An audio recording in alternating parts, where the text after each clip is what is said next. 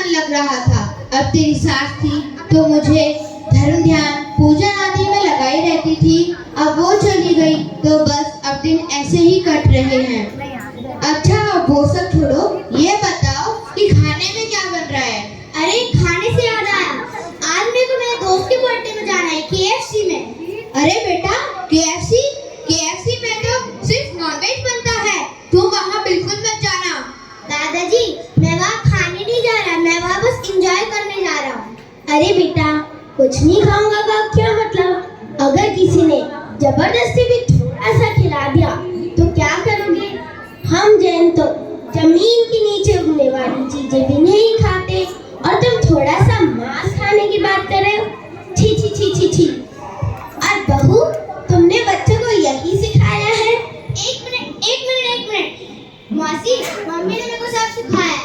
मैं तो बस अरे बेटा मैं तो बस है, तुम तो बस नहीं चलता है। यहाँ मांस के एक छोटे से टुकड़े में भी अनंत जीव राशि होती है। आज ही मंदिर जी जाकर इसका संकल्प पूर्वक त्याग करो। हेलो तुम कैसी हो? हाँ मैं भी ठीक हूँ। हाँ अच्छा वो पास वाले, ठीक है मैं अभी पता करके आती हूँ। अरे बहू क्या क्या बोला बेटे ने? पिताजी उन्होंने यह बताया कि हमारी बेटी रुंझुन का एडमिशन पास के एक इंटरनेशनल स्कूल में किया जाए, तो मैं भी एडमिशन का पता करके आई हूँ। अरे बहू मेरी मानो तो मुझे एक बहुत अच्छा स्कूल पता है, प्रतिभा स्थली, वहीं एडमिशन करवाओ हमारी रुंझुन का। पर पिताजी प्रतिभा स्थली कौन सी जगह है? मैंने तो इसका नाम कभी नहीं सुना। अरे बहू ये हमारे सबसे बड़े और महान संत विद्यासागर जी महाराज की प्रेरणा से स्थापित किया गया सिर्फ छात्राओं के लिए स्कूल है। आपको सुनना है इसके बारे में तो लीजिए सुनिए। प्रतिभा स्थली आचार्य श्री जी की प्रेरणा से रामटेक, डोंगरगढ़, जबलपुर में प्रतिभा स्थली महाविद्यालय के नाम से खोला गया है और जो सिर्फ लड़कियों के लिए है। और आचार्य श्री का मानना है कि लड़कियों की सही शिक्षा उनके वर्तमान और भविष्य के परिवारों को शिक्षा व संस्कार देती है।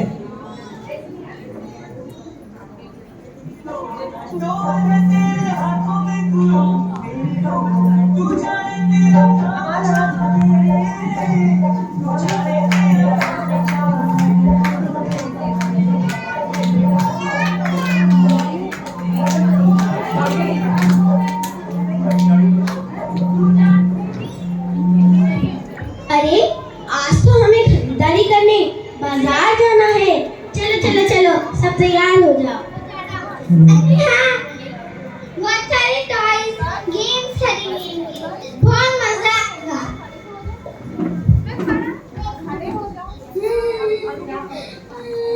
अरे बेटा क्या हुआ, तुम रो क्यों रहे हो? अरे काकी मेरे पापा ने मेरी गाय को बेच दिया।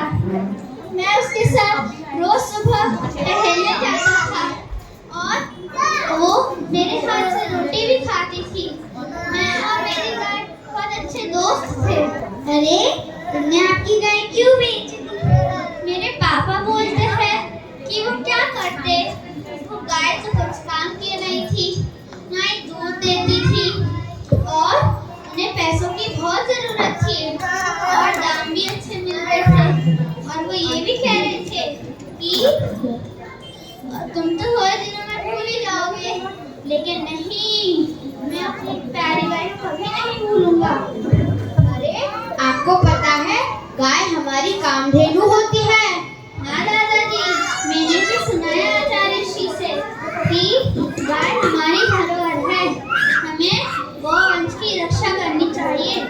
आप सभी को गाय के बारे में जानना है तो लीजिए सुनिए।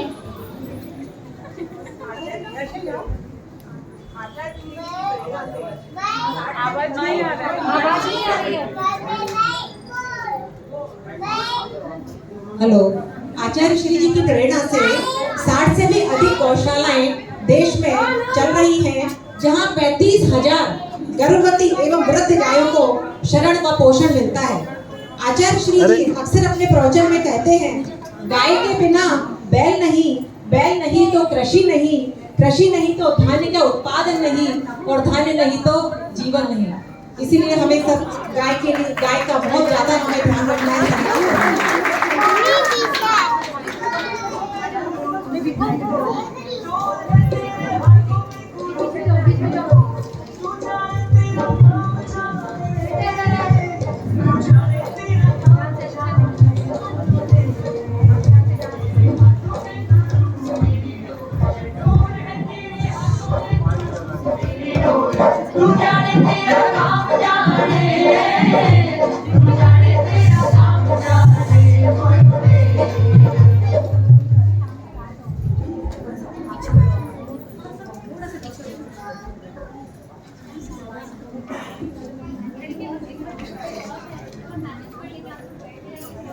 आइए आइए आइए माता जी, देखिए कौन सी साड़ी लेंगे आप।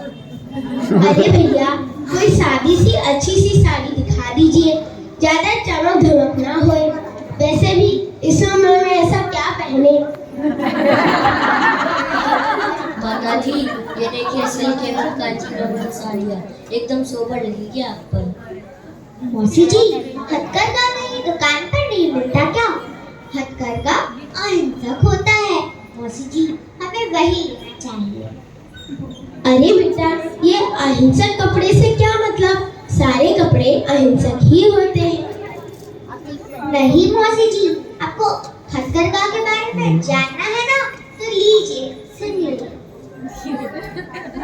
हथकरघा आचार्य श्री जी की प्रेरणा से मध्य प्रदेश, छत्तीसगढ़ और महाराष्ट्र में 40 हथकरघा व 19 प्रशिक्षण केंद्रों की स्थापना की गई है, जो कि पूरी तरह से अहिंसक हैं। जो हम कपड़े पहनते हैं, जो मशीन पर लूम होते हैं, वो सारे कपड़ों में मटन टैलो यूज होता है, जो कि हैंडलूम के कपड़ों में नहीं होता।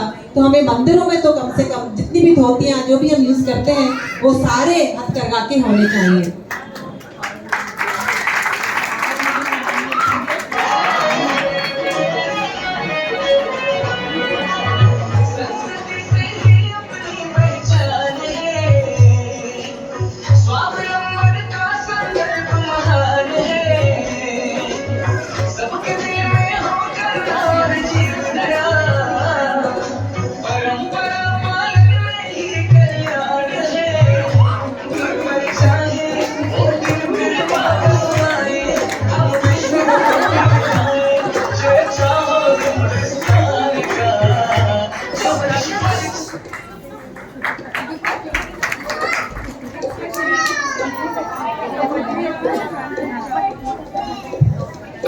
अभी इनके दोस्त आते हैं।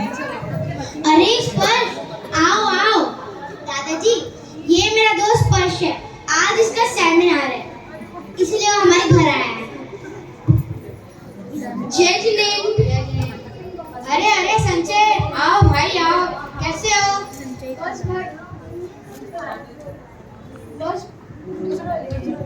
बस भाई सब बढ़िया, तुम बताओ। मैं भी अच्छा हूँ। सहयोग की बात है कि मेरा दोस्त संजय भी आया है। थोड़ा आगे आ जाए, बच्चे स्प्रेड हो जाए। जय जिनेंद्र। जय जिनेंद्र।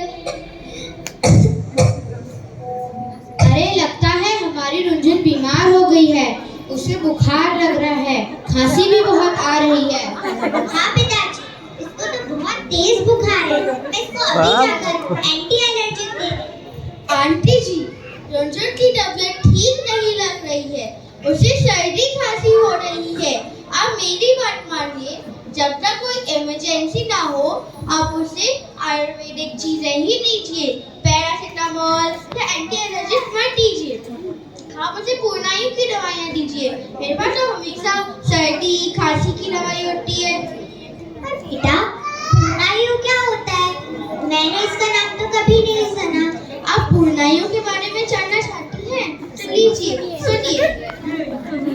पूर्णायु, भाग्योदय, ज्ञानोदय जैसे चिकित्सालय आचार्य श्री जी की प्रेरणा से जबलपुर, सागर आदि जगह हैं। वहाँ पर आयुर्वेदिक यंत्रों से सारे पेशेंट्स का बहुत सेवा भाव से इलाज किया जाता है। गुड़िया इधर आ जाओ।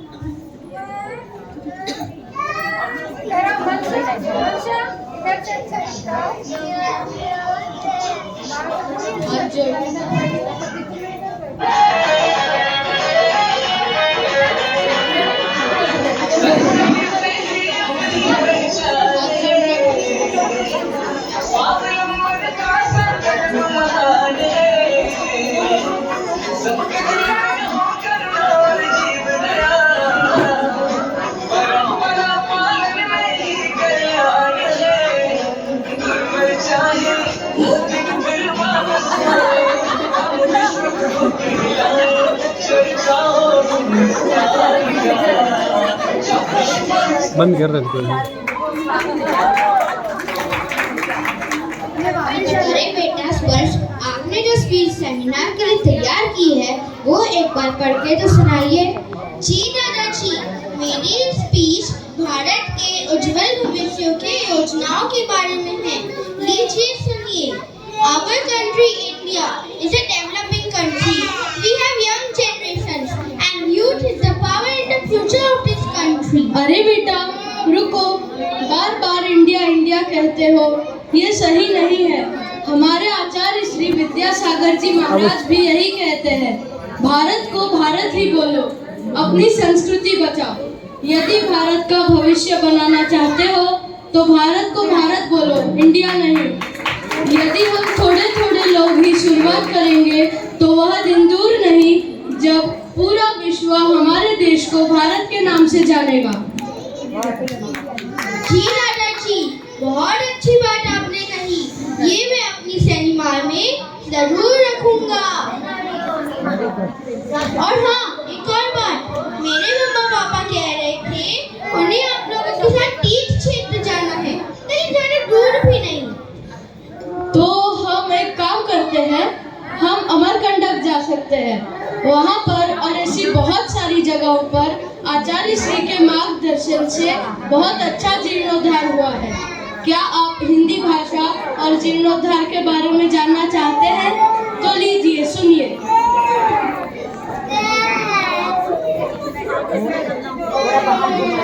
जो बच्चे रो रहे हैं उनको बाहर ले जाएं, बच्चों की सारी मेहनत बेकार हो जाती है एक बच्चा रोता है तो। आचार्य श्री कहते हैं कि इंडिया हटाओ भारत लगाओ। यदि हमें अपने भारत का भविष्य बनाना है तो भारत बोलना ही होगा। और वो हिंदी भाषा पर जोर दे रहे हैं कि अपनी संस्कृति बचाने के लिए हमें हिंदी भाषा बोलनी है। वो सारे प्रवचन हमेशा हिंदी में करते हैं।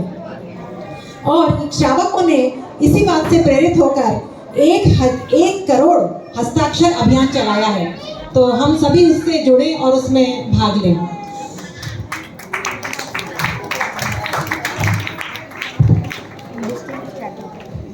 जो संदेश स्वदेशी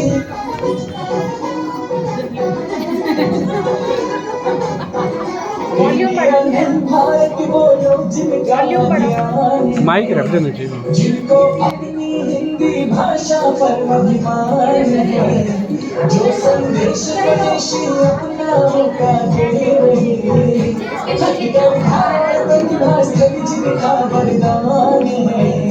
जिनका सपना है भारत के नवनिर्माण का, नवनिर्माण का। जब परचम विद्यासागर जी के नाम का, हर कोई दीवाना है जिनकी मुस्कान का। परचम विद्यासागर जी के नाम का। बीच में करो बेटा डांस, इधर बीच में करा करो डांस। बोलिए आचार्य श्री विद्यासागर जी महाराज की जय। सब बच्चे जय जिनेंद्र करेंगे सबसे और सबको धन्यवाद बोलेंगे कि सबने पेशेंट के साथ सभी इसके